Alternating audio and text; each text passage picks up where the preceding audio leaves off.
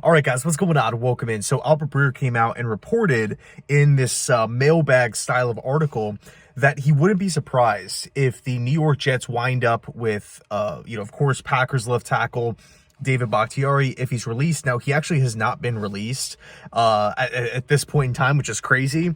I mean, you got to think that Green Bay at some point is going to be moving on here. He's just owed so much money, right? And you look at Bakhtiari, what he's really been able to give Green Bay over the past couple of seasons. I mean, man, it hasn't really been a lot because of the missed time. He, obviously got hurt in 2020 with the ACL. And since then has missed over 40 games. He's played in one game, he played in one game a year ago. Again, when he's on the field, he's great, but he's up there in age. I believe he's 32 years old. 5 knee surgeries on the same knee since 2020. And again, mixed with a bunch of missed games. And Green Bay being, I believe, the youngest team in the National Football League in 2023, it does make sense that Green Bay could opt to go in a different direction, especially when we take a look at the NFL draft, where they're in a prime position to draft one of the top tackles, in this year's class. And when I say top tackles, I literally mean one of the top 6, because I believe that the top 6 tackles are day one starters, right? Tyler Guyton, Jordan Morgan, Mims, from Georgia. I think these guys could be had in the bottom section of that first round. If the Packers end up releasing Bakhtiari and drafting Jordan Morgan, I don't see Morgan as a backup. I just don't view him that way. Same with Mims, year one. So again, going back to Breer's little article here, of course, said that he would not be surprised to see Bakhtiari with the New York Jets. Also adding a veteran running back. Now, this is something that I feel like is super obvious, right? We look at the roster right now, it's Breece Hall and Izzy Abadakanda. That's it, right? No more Michael Carter. And we don't really, and obviously no more Dalvin Cook. So if Hackett, Saleh, Joe Douglas, they want to add a veteran running back to the room, obviously it's not going to cost a whole lot to go get that done. The good news, there is a ton of them. There is a ton of free agent running backs that I feel like would be awesome additions to this team in a limited role. I think the one that's most prominent here is A.J. Dillon, the former Packer, but still in the prime of his career, would be a nice complement to Breece Hall. Short yardage situations, God forbid Breece Hall gets hurt, A.J. Dillon could take over as the lead horse back. I think he's one of the best secondary running backs in the league. Right, I'm not just saying that because he's linked to he's could wind up being a New York Jet, but I seriously do believe that. I loved him back at Boston College. And of course, former Packer, all the Green Bay connections that you want to throw out there. And then last but not least, he linked Tyler Boyd to the New York Jets. Now, clearly the top 3 wide receivers are going to be off the market: Michael Pittman, Mike Evans, and T. Higgins. It then opens up the door for kind of the second tier of wideouts: Calvin Ridley, Hollywood Brown, Darnell Mooney.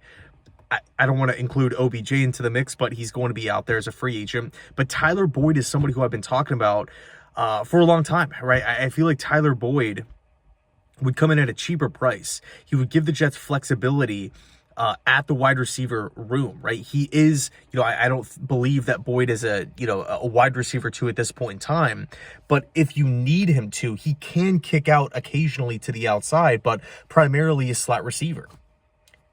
Joe Douglas's answer at slot receiver last year was Randall Cobb.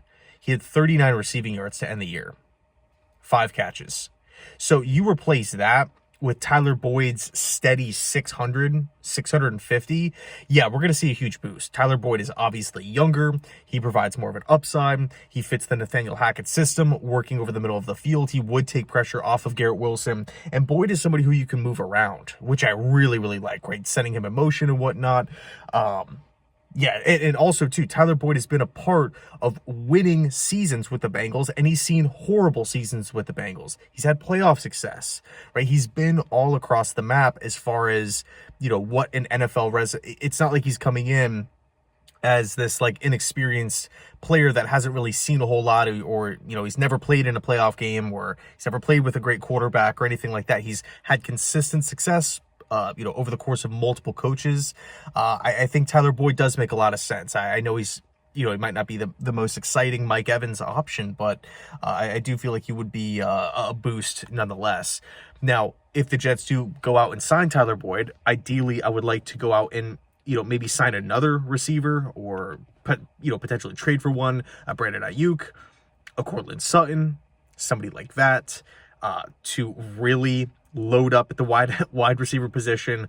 But again, my stance from the beginning on the whole free agent wish list for the Jets, my team need order, offensive line has got to be the first priority.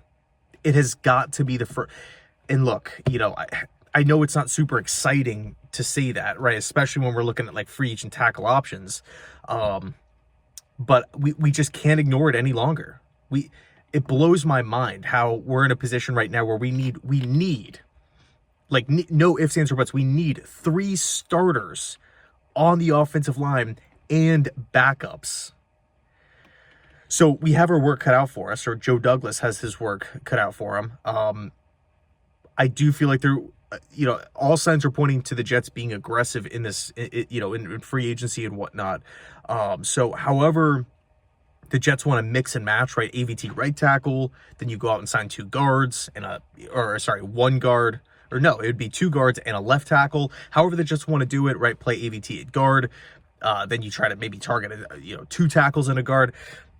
We have options. We have avenues that we can travel down. I just do not want the Jets to be standing pat, waiting around like we consistently do every season, where the first couple of days of free agency go by, or 24, 48 hours in, we're looking at the market. Oh, the Jets haven't done anything, and we have a handful of the top guys just off the board. So let me know your thoughts down below in the comment section. I'm getting anxious, right? I'm getting really excited and anxious for the start of free agency. It's going to be a crazy couple days. I cannot wait for it. By the way, I'm going to be in my new place by that time. I'm moving in this weekend, so I cannot. It's going to be so exciting. Of course, I'm totally excited to experience it with all of you guys as well. It's going to be a great, whatever happens. I think whatever happens, it's going to be nuts, right? Whether the Jets, because I do feel like we're going to be extremely active in free agency. Again, backup quarterback, what's going to happen at safety? Quandre Diggs is out there, one of my favorite safeties in the game, out there on the open market. The Jets could literally sign him today. Will they? Probably not, but he is out there, right? Again, running back, wide receiver, offensive line.